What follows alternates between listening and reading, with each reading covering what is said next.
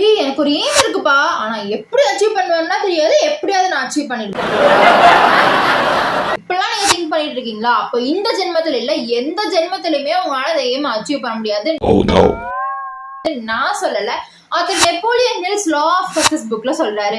இந்த புக்கோட second chapter aim versus definite chief aim. எய்ம்னா என்னன்னா நமக்குன்னு ஒரு குறிக்கோளை நம்ம செட் பண்ணி வச்சிருக்கிறது. பட் டெஃபினட் சீஃப் எய்ம்னா என்னன்னா அந்த குறிக்கோள்ல நம்ம எப்படி சிறந்து விளங்குறது அப்படிங்கறது முடிவு பண்றது. அது நமக்கு எப்ப கிடைக்கும், எப்படி கிடைக்கும் அப்படின்ட்டு அதை நோக்கி செல்றதுக்கு, அதை நம்ம அடையிறதுக்கான தெளிவான பிளான் வச்சிருக்கிறது தான் டெஃபினட் சீஃப் எய்ம்னு ஆத்தர் சொல்றாரு. இதுக்கு ரெண்டு விஷயம் ரொம்ப முக்கியம். நம்பர் 1 என்னன்னா பர்னிங் டிசைர். அது எந்த அளவுக்கு உங்களுக்கு வேணும், அது இல்லைன்னா நீங்க என்ன ஆவீங்க அப்படிங்கறத தெரிஞ்சுக்கிறது. நம்பர் 2 என்னன்னா அது உங்களுக்கு ஏன் வேணும், அதாவது ஒரு ஸ்ட்ராங் இன்டென்ஷன் வச்சிருக்கிறது. இது ரொம்ப முக்கியமா இருக்கு.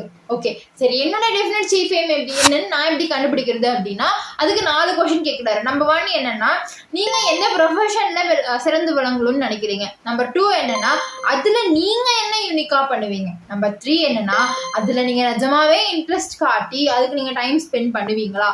நம்பர் 4 என்னன்னா நீங்க அதை அச்சீவ் பண்றதுக்கு என்ன விலை கொடுப்பீங்க.